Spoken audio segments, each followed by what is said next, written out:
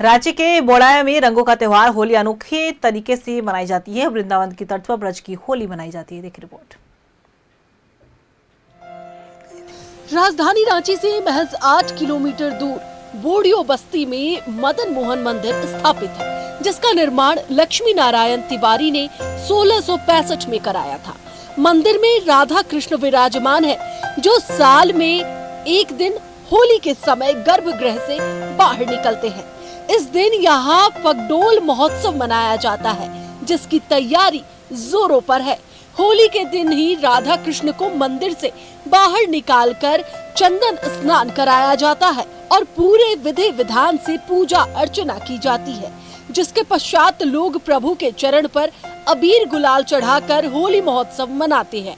प्रभु के प्रति आस्था रखने वाले सभी समुदायों के लोग शामिल होते हैं।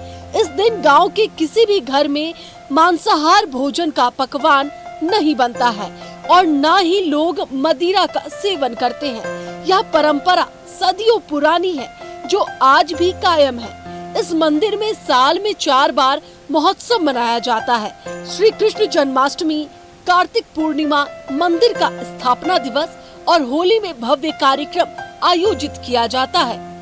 और होली के दिन भगवान खुद मंदिर के बाहर आते हैं और लोग उनके चरणों में अबीर गुलाल चढ़ाते हैं। उसके बाद ही एक दूसरे को होली लगाते हैं अबीर। और विशेषता ये है कि वो डोल चबूतरा, हाँ, वहीं पर भगवान निकलते हैं और सारे गांव के लोग आके वहीं पर भगवान को चरण में अबीर गुलाल अर्पित करेंगे। उसके बाद एक दूसरे को लगाया जाएगा।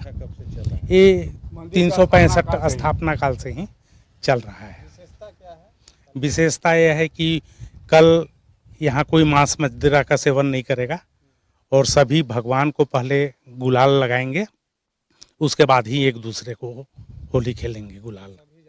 सभी जाति समुदाय के लोग हाँ सम्मिलित होंगे।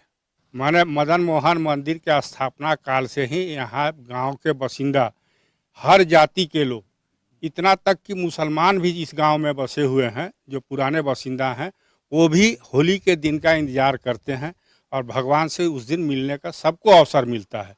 कोई छुआछूत नहीं, कोई भेदभाव नहीं। सिर्फ भेदभाव होता है तो इस बात का, चूँकि भगवान कृष्ण विष्णु के विग्रह हैं, इसलिए शराब नहीं पीना चाहिए, मांस नहीं खाना चाहिए। ये 2 चीज़। और तीसरा अगर यदि कुछ है तो अपने साथ चमड़े का कोई सामान, जैसे बेल्ट, पर्स वगैरह जो रहता है, वो नहीं होना चाहिए। तो आप भगवान के साथ होली खेलने के लिए पूर्ण रूप से स्वतंत्र। इस मंदिर का निर्माण एक अद्भुत कहानी से जुड़ा है। आज से 350 साल पूर्व रातू महाराज ने 56 ब्राह्मणों का जत्था यूपी के कनौती से बुलाया और छोटा नागपुर के अलग अलग हिस्सों में बसाया था। इसी में से एक जत्था रांची के बोड़ियो में बसा था।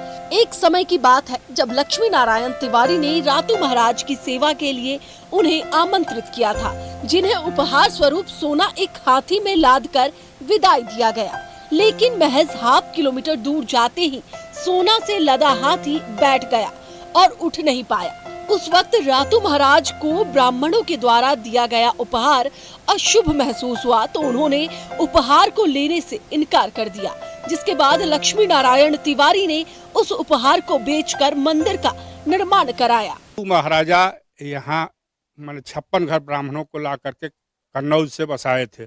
उसमें से एक परिवार यहाँ बोड़िया में भी बसाया गया था। तो रातू महाराजा का एक कार्यक्रम यहाँ हुआ था और उस कार्यक्रम में यहाँ के जो जमींदार थे लक्ष्मी नारायण तिवारी, उनको भेंट स्वरूप इतना द्रव्य दिए थे सोना, उसको हाथी में लाद के वो ले जा रहे थे। लेकिन हाथी उस सोने के वजन से दब के मर गया। उस जगह को आज भी हथखेदा कहा जाता है। और तब राजा बोले कि नहीं, अब हाथी मेरा मर गया तो अशगुन हो गया, हम इसको नहीं ले जाएंगे। और ई बोले कि हम चूंकि दान दे दिए हैं, थूक दिए हैं, तब उसको हम चाटेंगे नहीं। तो उस परिस्थिति में तीसरा कोई बोल नहीं सकता था।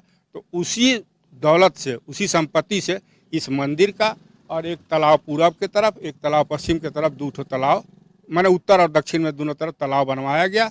रांची ही नहीं, झारखंड के प्राचीन मंदिरों में से यह एक मंदिर है जिसकी पहचान महज कुछ क्षेत्रों तक में ही सीमित रह गई है। जबकि रांची के चुटिया स्थित राम मंदिर और जगन्नाथपुर मंदिर की स्थापना इसी मंदिर के साथ हुई थी। बावजूद इसके सरकार की नजर इस मंदिर पर नहीं है।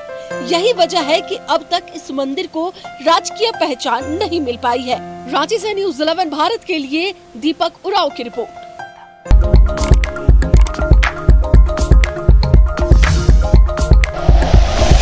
Like and share videos, subscribe करें हमारा चैनल और प्रेस करें बेल आइकॉन। न्यूज़ 11 भारत, सच है तो दिखेगा।